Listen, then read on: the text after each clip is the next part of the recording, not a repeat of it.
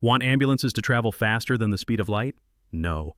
In light of all the generic AI slop trash this sub has been flooded with, I figured I'd give my MC story that I've been holding on to for a while. It's been many years since I worked for the company this relates to, but if you have any knowledge of the industry, then you know it's an acronym for my ride.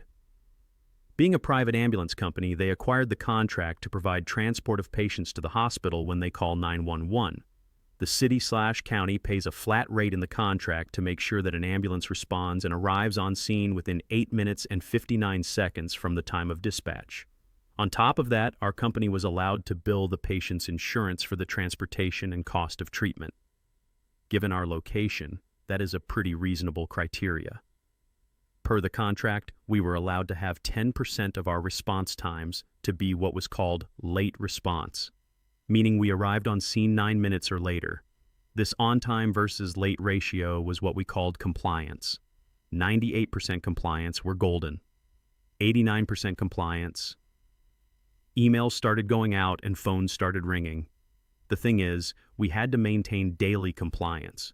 We could have zero compliance from midnight to 3 a.m., but as long as the compliance picked up and we met 90% or greater by midnight the end of the day, we were considered compliant. But here's the real kicker. Our management was the only entity responsible for reporting compliance to the county, and that means numbers were scrubbed and fudged upside down, left and right. They used special delays or exemptions that would drop the response times from the reports and consider them outliers, generally used for if an ambulance is delayed by a train crossing, construction, severe weather conditions, etc. But management abused these delays in their reports to maintain compliance. Now, being responsible for the safety and care of critically sick or injured people, you'd think that they would adequately staff the ambulances to handle the population of our service area and throw a little extra staff on top just to be safe and make sure they could handle anything that happens, right? Ha ha. No. They're trying to make money. If they can maintain compliance with less people, they did it. Hell, even if they couldn't make compliance, they'd use the delay exemptions to make it look like they were compliant. But it's not like anyone was auditing them anyways.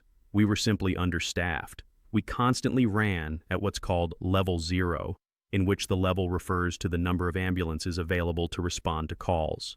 If corporate had their way, if you could run a level 0 constantly and still make compliance, we would be operating at peak efficiency, and the shareholders were happy.